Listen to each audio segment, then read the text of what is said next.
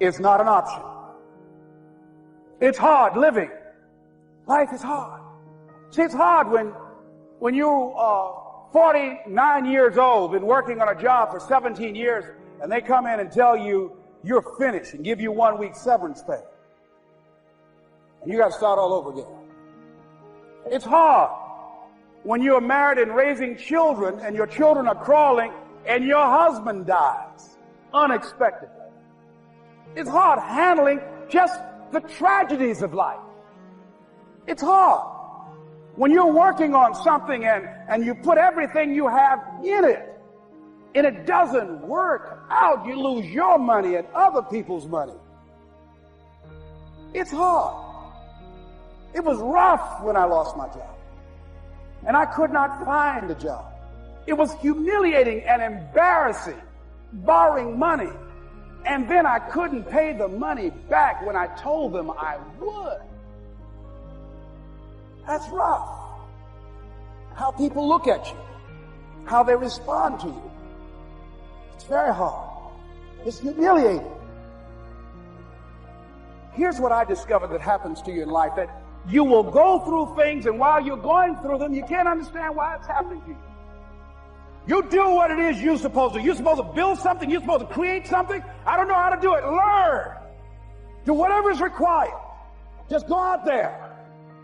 It's possible you can get what you want. It's necessary. If you want it, you got to go into action. You got to be willing to experiment. You got to be willing to fail and to succeed. You got to be willing to form and to develop new relationships. It's you. It's on you. You got to make that happen. Nobody's going to bring it to you on a silver platter and say, here's your dream, manifest it. No, it's hard. Yes, it's hard. It's difficult. Yes, right. And it's worth it. You have no say-so in what happens to you, but you have a say-so in what you do about it.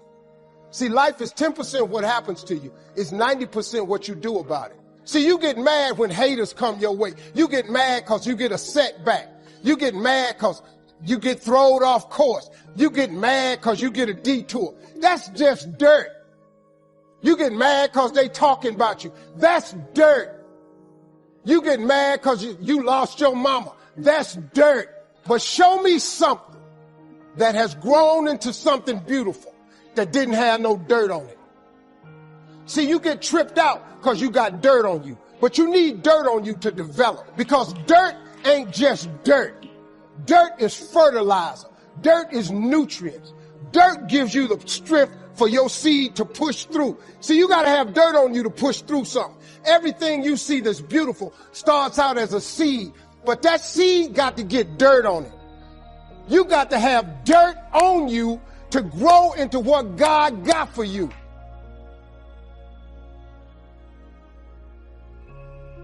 As you go through the challenges of life and you look at it and embrace whatever comes to you, don't run from it. Step toward it. Don't try and duck it like most people do. See, most people want it easy. See, easy come, easy what? Easy go. See, but when you go at what you're going to deal with and you deal with the difficulties of it, when you handle those hard things close at hand, making those hard decisions right now that you don't want to make, learning those things that you don't like to do, but you know that in order for you to get where you want to go, this is one of the hoops that you have to flip through. And I'm saying to you, whatever you got to do, do it, because if you don't, life is going to whoop you until you surrender. You must have faith. You've got to believe in yourself. You've got to believe in your abilities. You've got to believe in your service, your company, your ideas. Unquestionably, you got to have faith, and that faith gives you patience. That it's not going to happen as quickly as you want it to happen.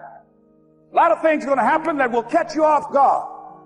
And so therefore you've got to deal with and handle it as it comes. And not only that, but that faith and patience drives you into action. You've got to keep moving and keep plugging away. When you're working at your dream, somebody said the harder the battle, the sweeter the victory. Oh, it's sweet to you. It's good to you. Why? See, when it's hard and there's a struggle, see, what you become in the process is more important than the dream. That's far more important. The kind of person you become, the character that you build, the courage that you develop, the faith that you're manifesting. Oh, it's something that you get up in the morning, you look yourself in the mirror, you're a different kind of person. You walk with a different kind of spirit. And people know that you know what life is, that you have embraced life. You knew it was hard, but you did it hard.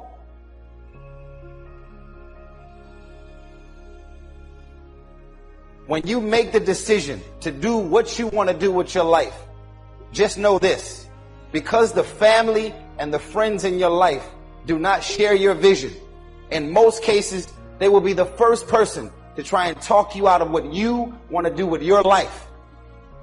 But know this: only those that can see the invisible can do the impossible.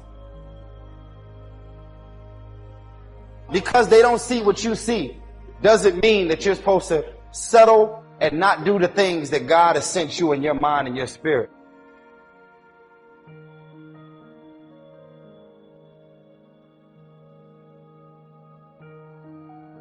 Everybody has dreams, and as much as you want to be able to listen a little bit, because somebody's going to give you a gem, but nobody knows but you. You can't get advice on what you should do with your life, right? Nobody knows what you are. Like even sometimes you don't really even know what you are. You got to take your shot. And it's like, as much as you want people to agree and you want the people around you to be supporting your dreams and all, it's not going to be like that all the time. You got to do it alone, and people will help you. And when you get the ball rolling, people will jump on. But if you don't believe, nobody else is going to believe.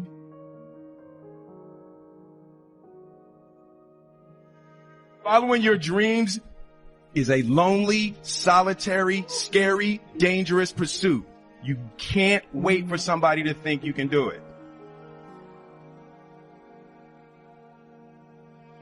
It's a lonely, scary, dangerous pursuit.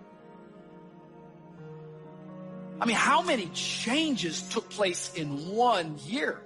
No matter what we want to think, no matter what we want to believe, we all changed in 2020. My life changed, my mind changed, my habits changed, my discipline changed. I am not who I was. I want to know, is there anybody in here who can definitively say with evidence by looking at your behavior, not your clothes, that you are not who you were?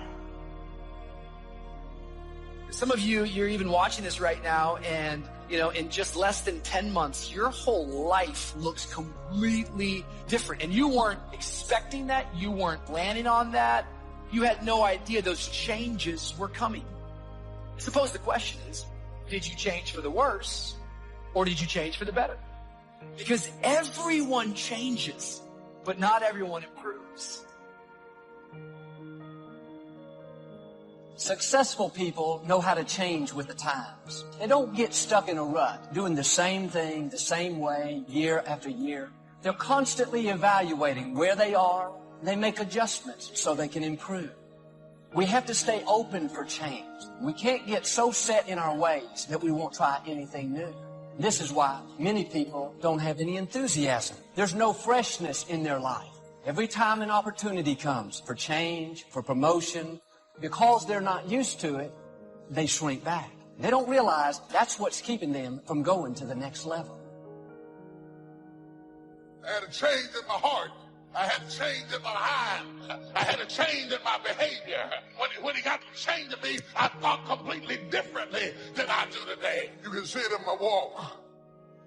You can see it in my talk. You can see it in my behavior. People I used to run with, I don't run with anymore. Places I used to go, I don't go no more. I know I've been changed. I know I've been. But how many of you know that when you get tired, when you get fatigued, when you get desperate, you start lowering your standards pretty quick? Like, you ever woken up in the night mad thirsty? Dude, you make your way to the refrigerator, you open up that refrigerator, the light hits you like it's heaven. Because if you get thirsty enough, you'll drink anything. Some of us have been on the faith journey for a while and we have gotten tired on our journey. Yet when you start to get tired, it's a bad moment to make big decisions because you will lower your standards. Some of us in this room, we have settled for second best because we traded an eternal blessing for short-term gratification.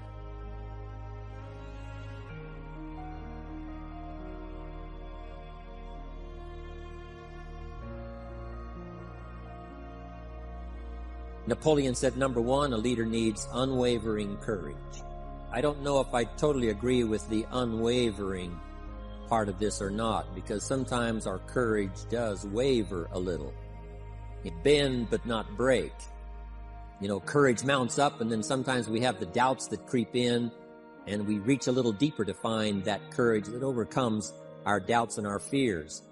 So I would probably debate a little bit with Napoleon on this unwavering courage, because sometimes courage does waver. But as long as it stays, as long as in the end there it is to serve you, the courage to do what you didn't think you could do, the courage to step into territory that might be a little unfamiliar, the courage to talk to somebody you don't know, the courage to attempt conducting a meeting, the courage to give your first testimonial, the courage to solve problems you couldn't solve before, that kind of courage. Courage to stand up when it's sort of dark in your corner, the courage to do it when it isn't going your way, seemingly. That kind of courage. Wavering a little at times, yes, because we all have doubts that attack us. We all have small fears that creep in. That is the nature of life. But that's what faith is all about. That's what courage is all about. To serve us when our doubts will not serve us well. Faith to overcome fear, and courage to overcome our doubts. Second, Napoleon said, self-control. That, of course, is the very essence of life itself, is self-control. Because we all have this warfare going on. You know, it's going on in the world, the warfare between liberty and tyranny. In our own body, the warfare between health and illness, the struggle is on. Struggle between light and darkness, the struggle between good and evil. I call it opposites in conflict.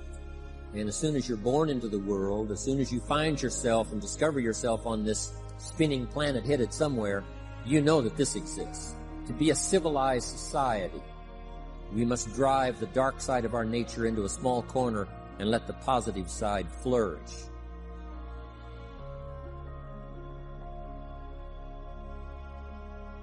In the coming days, don't be surprised if God brings new opportunities across your path. Some of you are going to be offered a position that you feel is over your head. Or maybe you single people, God's going to bring somebody new into your life. You'll be tempted at first to play it safe. Think about all the reasons why you can't do it. You've been hurt in the past. You can't get into that new relationship. You're not qualified for that new position. If you're going to experience God's best, you got to be willing to take a risk.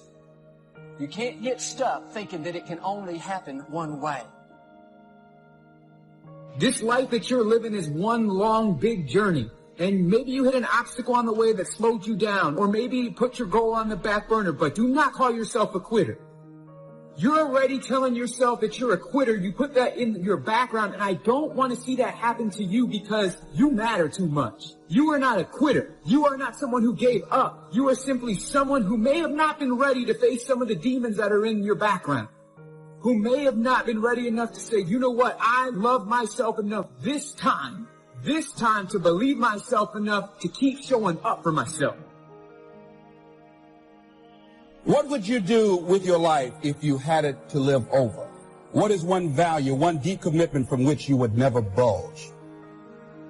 Are you proud of how you have been living your life? Have you explored your natural talents, your gifts, by enthusiastically trying a variety of activities? Ladies and gentlemen, a lot of us have so much talent and abilities, we just put them back on the back burner or just left them aside someplace. Never did anything with them, never brought them out here. What are you sitting on?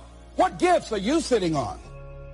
Have you resigned yourself to a life feeling that nothing can be done to change your future or your circumstances? Have you been afraid to try something different because you're afraid of how people will react to you or what they will think?